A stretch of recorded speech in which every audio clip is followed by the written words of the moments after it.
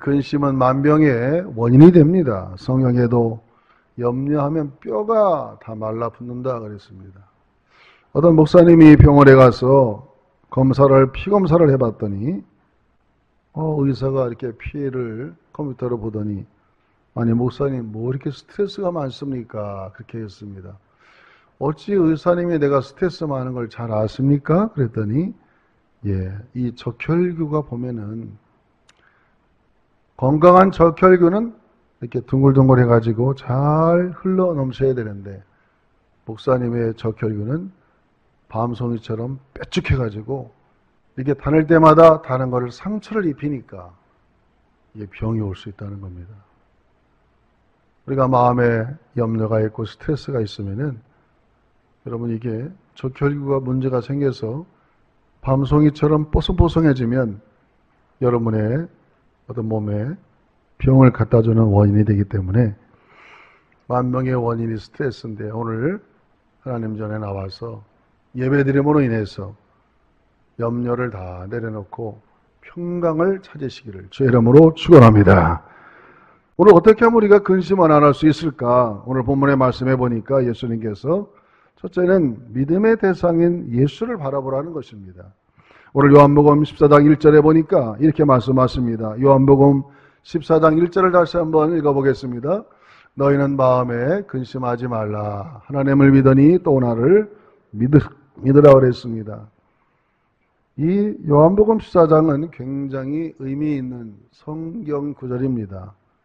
예수님께서 성만찬을 떼시고 제자들의 발을 씻겨준 다음에 이제 몇 시간 후면은 가룟 유다가 배반하여서 붙들려가지고 재판을 받아서 죽어야 되는데 아직도 제자들은 그 상황을 잘 읽지 못하여 예수님께서 어떤 왕이 되면은 우리가 한 자리씩 하겠다 그런 생각 속에 빠져있는 제자들에게 요한복음 14장과 15장과 16장을 통하여 인생의 마지막 고별 설교를 하고 있는 모습을 우리가 보고 있는 것이죠.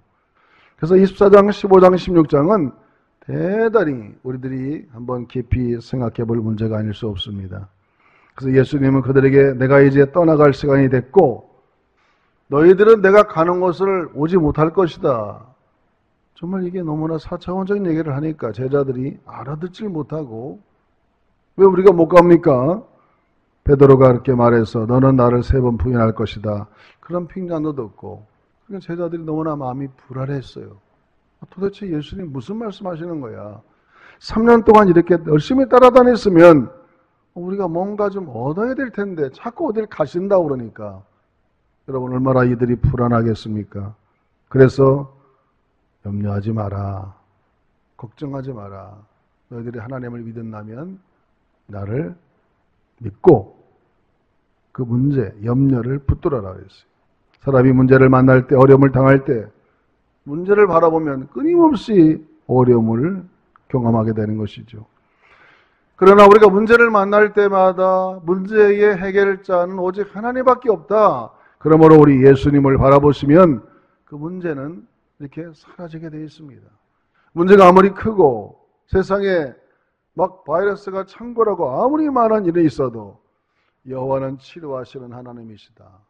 하나님을 경외하는 자에게는 하나님이 이 광선을 비춰가지고 모든 병을 치료하시는 전능자 하나님을 여러분 인정하시고 믿으시기를 주의 이름으로 축원합니다. 그래서 우리가 주님을 바라볼 필요가 있는 것이죠. 그래서 히브리서 12장 2절의 말씀에 보면은 이렇게 정확하게 우리에게 말씀하고 있습니다. 히브리서 12장 2절 말씀 우리 큰 목소리로 같이 읽어보겠습니다. 믿음의 주요 또 온전케 하시는 이인 예수를 바라보자. 그는 그 앞에 있는 기쁨을 위하여 십자가를 참으사 부끄러움을 개치 아니하시더니 하나님 보좌 우편에 앉으셨느니라. 아멘. 예수님을 바라보라는 것이죠. 이걸 영어로 좀 설명해 보면 더 확실하게 우리가 이해할 수 있습니다. Let us fix 한다. fix. 고정한다는 뜻이죠. Our eyes on Jesus. 우리가 우리의 눈을 예수님의 그 초점에 팍 집중해서 우리가 이 세상에 많은 문제를 만납니다. 여러분 이 공기 안에 뭐 코로나 바이러스만 있겠어요, 여러분? 여러분이 이 공기 안에는 이 세상이 많이 오염돼 가지고 엄청난 많은 바이러스가 많습니다. 그러나 우리가 건강해서 면역력이 있어서 이겨나갈 뿐이지요. 그래서 우리는 예수님을 바라보고 오직 주님을 바라보면 우리 안에 긍정적 믿음과 또 하나님께서 우리에게 면역력을 높여줘 가지고 그 모든 바이러스를 이길 수 있는 그러한 힘과 또 능력을 하나님이 주실 줄로 믿습니다. 우리가 주님을 바라보는 그 이유 굉장히 의미가 있는 것이죠. 여러분이 이 세상에서 어디 가서 우리가 평안을 누리겠습니까? 오직 평안은 예수를 바라볼 때 주님께서 주시는 평안 외에는 우리가 얻을 게 없는 것이죠. 요한복음 14장 27절에도 우리 주님께서 말씀하십니다. 요한복음 14장 27절을 우리 한 목소리를 같이 읽어보겠습니다. 평안을 너에게 끼치노니 곧 나의 평안을 너에게 주노라. 내가 너에게 주는 것은 세상에 주는 것 같지 아니하리라. 너희는 마음에 근심하지도 말고 두려워하지도 말라 그랬습니다. 우리가 예수님을 바라보면 왠지 모르게 편안해져요. 여러분 예수님을 바라보면은 그래 예수님은 지나가는 나인성 과부하들도 시체를 그냥 일으켜줬잖아요. 예수님 만나기만 하면 모두가 다 기적입니다. 여러분 성경 예수님 만나서 해결 안 된 게 없습니다. 그러므로 우리는 이 세상에서 많은 문제 속에 살아가지만 문제를 바라보지 말고 우리를 온전하게 하시고 모든 걸 변화시킬 수 있는 전능하신 하나님의 아들 예수, 그 예수님을 바라보면 여러분 해결점을 찾게 되는 줄로 믿습니다. 그래서 우리는 기도하고 예수님을 의지할 필요가 있습니다. 빌립보서 4장 6절 7절 너무나 유명한 말씀 아니겠어요? 같이 한번 읽어보겠습니다. 빌립보서 4장 6절 7절 아무것도 염려하지 말고 다만 모든 일에 기도와 간구로 너희 구할 것을 감사함으로 하나님께 아뢰라. 그리하면 모든 지각에 뛰어난 하나님의 평강이 그리스도 예수 안에서 너희 마음과 생각을 지키시리라 그랬어요. 여러분 그렇습니다. 하나님 우리를 절대로 사랑하시기 때문에 나쁘게는 안 하십니다. 저는 분명히 믿기를 모든 것이 합력하여 선을 이루게 될 줄로 믿습니다. 그러므로 가정에 있을 때 뭐 하겠어요 여러분? 하루에 3번씩 다니엘처럼 아침에도 새벽 제단을 쌓고 여러분 생명의 삶을 통해서 주보에 다 나와 있습니다. 그리고 정오에도 하나님 앞에 잠깐이라도 기도하고 8시가 되면 문자를 보내면 여러분 몇 분이라도 꼭 기도하시고 가정에서 예배를 드리고 여러분 어디 다니지도 못하고 뭐 하겠습니까? 가능하면 뉴스는 어느 정도 보긴 봐야겠지만 그것만 보고 있다가는 마음이 불안해지고 염려만이 끼치게 되는 것이죠. 그래서 우리가 하나님 앞에 하루에 3번씩 이럴 때 기도하면서 우리가 과거의 신앙생활이 뭐가 잘못됐는가, 정말 나라의 방향에 잘 가고 있는가, 정말 전 세계의 이 안정과 평온을 위해서 내가 얼마나 기도하는가, 하나님의 나라 확장을 위해서 얼마나 내가 헌신했는가를 생각할 수 있는 이런 시간들을 갖기 위해서 하나님께서 이런 곤고한 날을 주므로 여러분 꼭 하루에 3번씩 기도하고 생각하고 과거를 회상하는 아주 은혜롭고 복된 시간을 만들어 가시기를 주의 이름으로 축복합니다. 그게 바로 예수님을 바라보는 거예요. 예수를 바라보고 예수님을 생각하고 그러면 평화가 임하고 하나님이 또 이 또한 지나가게 할 겁니다. 그러므로 염려하지 말고 하나님께서 생각할 수 있는 시간을 주었으니 과거를 회상하며 다시 한번 우리가 온전한 하나님의 믿음의 본질로 다시 돌아가도록 과거를 회상하며 기도하는 그런 복된 시간 되기를 주의 이름으로 축원합니다. 또 둘째로 우리가 우리의 어떻게 해서 염려와 걱정을 안 할 수가 있을까? 그것은 우리 예수님께서 말씀하십니다. 오늘 우리의 거처를 내가 먼저 가서 너희들이 갈 거처를 준비할 것이니까 염려하지 마라. 지금은 네가 올 때가 안 돼서 못 오지만은 내가 먼저 가서 너희들이 살 거처를 준비하라. 주님이 먼저 가신다고 그랬습니다. 오늘 요한복음 14장 2절부터 3절을 한번 크게 한번 읽어보겠습니다. 요한복음 14장 2절에서 13절까지 있습니다. 내 아버지 집에 거할 곳이 많도다. 그렇지 않으면 너희에게 일렀으리라. 내가 너희를 위하여 거처를 예비하라 가노니 가서 너희를 위하여 거처를 예비하면 내가 다시 와서 너희를 내게로 영접하여 나 있는 곳에 너희도 있게 하리라. 정말 고차원적인 말씀이죠. 이것은 천국을 이야기하는 겁니다. 여러분, 사람이 인생이 뭘까요? 인생이 뭘까요? 하면 여러분 잘 대답을 못합니다.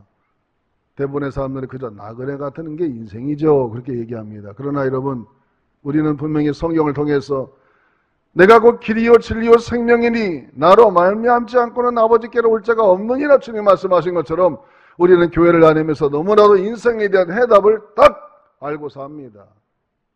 여러분, 인생이 뭡니까? 인생은 지구를 잠깐 여행하러 나온 것뿐이죠. 하나님께서 저 하늘에서 내 영혼을 택하여 너 지구에 잠깐 갔다 오너라. 지구에서 잘 여행을 마치다가 때가 되면 요단강을 건너 다시 본향으로 가는 것이 우리 인생이 아니겠습니까? 그래서 우리가 이 지구의 여행을 잘 하려면은 아마 우리의 좀 짐이 가벼워져야 되겠죠. 너무 무거운 짐이 많으면 여행하기 피곤하죠. 두 번째는 여행을 잘 하려면요, 어디를 가느냐가 중요한 게 아닙니다. 여행은 누구와 함께 하느냐가 중요해요, 사실은. 뭐 부산을 간다, 뭐 베트남을 간다, 미국을 간다, 유럽을 간다. 누구와 함께 가느냐? 예수님과 동행하는 여행. 할렐루야. 주님과 함께 동행하는 여행. 그 여행이야말로 행복한 여행이고, 또 믿음이 좋은 사람들과 또 하나님의 말씀을 사랑하고 의인들과 함께 여행하는 여행 기간은 너무나 행복한 시간이죠. 그래서 좋은 사람과 함께 여행하는 겁니다. 때가 돼서 마지막 중요한 것은, 나그네로서 가장 중요한 것은 돌아갈 집이 있느냐가 중요한 것이죠. 만약에 우리가 돌아갈 집이 준비되지 않았더라면 그 여행은 너무나도 불행한 것이죠. 영원한 나그네로 끝나버리는 것이죠. 그런데 오늘 분명히 주님께서 말씀하십니다. 내가 너희를 위하여 거처를 예배로 간다. 이 거처라는 말은 영어로 보면은 맨션이라는 말을 썼어요. 맨션. 여러분, 아파트도 맨션 아파트는 좋은 아파트잖아요.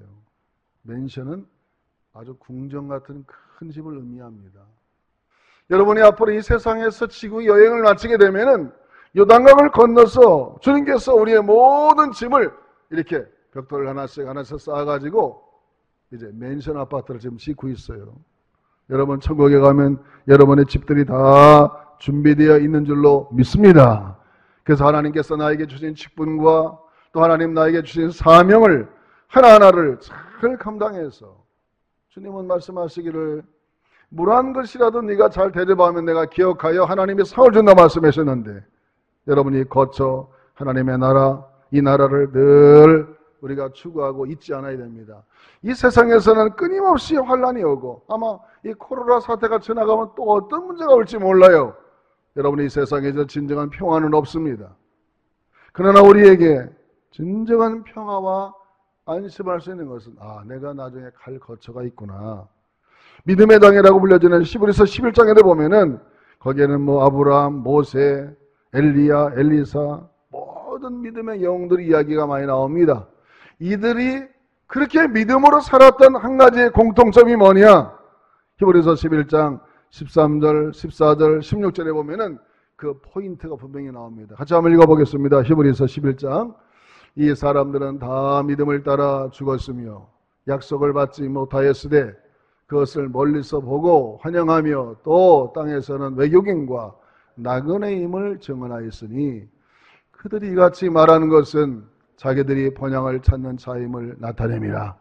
그들이 이제는 더 나은 번영을 사모하니 곧 하늘에 있는 것이라. 이러므로 하나님이 그들의 하나님이라 일컬음 받으심을 부끄러워하지 아니하고 그들을 위하여 한 성을 예비하셨느니라. 아멘. 이 모든 사람들은 딱 한 가지의 목적으로 귀결됩니다. 좀 더 나은 번영, 나의 번영을 사모했다. 이제 더 나은 번영. 이 세상 뭐 바이러스도 많고 전쟁도 많고 지진도 많고 태풍도 많고 너무나 환란이 많은 이 세상에 우리가 소망을 두는 것이 아니라 하나님께서 우리를 통해서 먼저 올라가서 너희들이 거처할 내가 맨션을 준비할 테니 주님의 일을 잘 감당하라고 말씀하시니까 여러분, 내가 여행이 끝나면 갈 집이 있구나. 이걸 생각하면 여러분 평안하시죠? 평안하시죠? 아, 그렇구나. 내가 갈 집이 있네. 얼마나 이게 여러분 위로가 되고 마음이 평화가 됩니까? 그 집에 갈 때 중요한 게 뭐냐? 너 잘하고 충성했어. 이렇게 칭찬을 들어야 된다 이거죠. 마태복음 25장에 보면은 이 달란트 비유가 나와요. 5달란트, 2달란트, 1달란트. 5달란트와 2달란트 받은 사람에게는 예수님이 칭찬을 했고, 한 달란트 받은 사람은 책망을 했는데 뭐라고 칭찬했느냐? 이렇게 말합니다. 마태복음 25장 21절에 보니까 한번 읽어볼까요? 그 주인이 이르되 잘하였도다. 착하고 충성된 종아, 내가 적은 일에 충성하였음에 내가 많은 것을 내게 맡기리니 내 주인의 즐거움에 참여할지어다 그랬어요. 주님은 항상 우리가 적은 일이라고 그래요. 모든 일을. 적은 일에 충성했으면 내가 많은 것을 갚아준다. 저는 이 본문을 한번 생각해 보니까 이런 생각이 나더라고요. 제가 미주에 있을 때 뉴욕에서 총회가 열려가지고 수요일까지 총회 마치고 목요일날은 관광을 하는데, 그날은 엠파이어 스테이트 빌딩을 한번 가고 싶어가지고 그 빌딩을 이제 맨하탄에 가서 올라가는 겁니다. 옛날 100년 전 건물이라 엘리베이터가 그냥 한 번에 못 올라가요. 2번 갈아타야 돼. 한 번 타서 한 50층 갔다가 또 한 번 갈아타고 또 갈아타고 86층에 올라가서 맨하탄을 쫙 내려다 보는데 자동차가 손바닥만 해. 사람은 뭐 이렇게 여기 서 있는 것 같아요. 그러니까 아마 하나님이 하늘에서 볼 때 저 낙도에서 5명, 6명 내리고 목회하는 목사님이나 이 서울 장안 수도권에서 몇만 명씩 목회하는 목사님이나 여러분 하늘에서 내려볼 때는 다 그 작은 일이야. 그냥 도토리의 기적이라 이거예요. 록펠러 같이 하나님 사업을 잘해가지고 교회를 수천 개를 짓고 또 학교도 세우고, 그래도 하나님이 볼 때는 그 지구를 볼 때는 이게 작은 일이죠. 하나님이 나에게 주신 분깃에 따라서 하나님의 능력대로 헌신하고 충성하는 것이고, 문제는 내가 받은 달란트에 부응하는 최선을 다하는 충성. 여러분 그런 말을 들으시기를 주의 이름으로 축원합니다. 내가 너에게 이렇게 많은 은사를 주었는데 너는 도대체 왜 이렇게 게을렀느냐. 여러분 그렇게 되면 안 되는 것이죠. 충성된 자라. 너는 작은 일에 충성했으므로 내가 많은 것을 갚아준다고 말씀하시는 것처럼, 여러분 하늘나라 맨션에서 이런 하나님의 축복과 이런 하나님의 위로가 여러분에게 있기를 주의 이름으로 축원합니다. 마지막으로 우리가 근심을 없애버릴 수 있는 게 뭐냐? 예수님 우리에게 자기가 하늘로 올라가는 게 유익이고, 내가 올라가면 너희들에게 하나님의 영인 성령을 보내준다고 그랬어요. 내가 있는 동안에는 육체와 공간의 한계를 받지만은 내가 하늘로 올라가서 다시 너희들을 도와줄 보혜사를 보내준다. 요한복음 16장 7절 말씀해 보니까 이렇게 말씀하십니다. 요한복음 16장 7절 말씀을 같이 읽어봅니다. 그러나 내가 너에게 실상을 말하노니 내가 떠나가는 것이 너에게 유익이라. 내가 떠나가지 아니하면 보혜사가 너에게로 오지 아니할 것이요 가면 내가 그를 너에게로 보내리니 그랬어요. 여러분 보혜사 파라클레토스, 옆에서 나를 도와주는 자, 내 심령 안에 들어오셔서 예수님이 육체로 계시는 동안은 예수님 앞에 있는 사람들만 예수님의 도움을 받을 수 있었지만, 예수님께서 십자가에 돌아가시고 부활에 승천하신 이후에 오순절날 성령을 보내주신 이후에는 예수를 영접하는 자마다 하나님이 성령을 심령 속에다 보내주어가지고 33년만 사는 게 아니에요. 성령님은 나를 천국까지 인도하시는 주님인 줄로 믿습니다.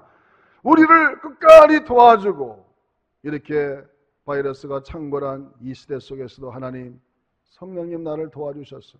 오늘도 이 바이러스로부터 나를 지켜주시고, 또 우리나라를 하루속히 자유롭게 다 모든 것을 대체해 주시고, 하나님의 교회가 정상적으로 예배를 드리며 은혜받을 수 있는 그런 나라로 하나님이 회복시켜달라고 여러분 성령님은 기도의 영이시니 기도하시기를 주의 이름으로 축원합니다.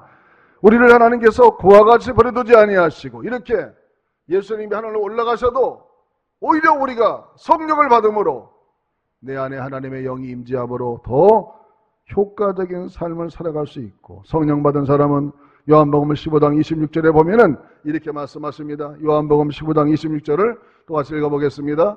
내가 아버지께로부터 너에게 보낼 보혜사 곧 아버지께로 나오시는 진리의 성령이 오실 때에 그가 나를 증언할 것이다. 따라합시다. 그가 나를, 여기 그는 성령님을 말하는 것이고 나는 예수님을 말하는 겁니다. 여러분 성령 받으면요 당연히 예수님을 자랑하게 돼 있어요.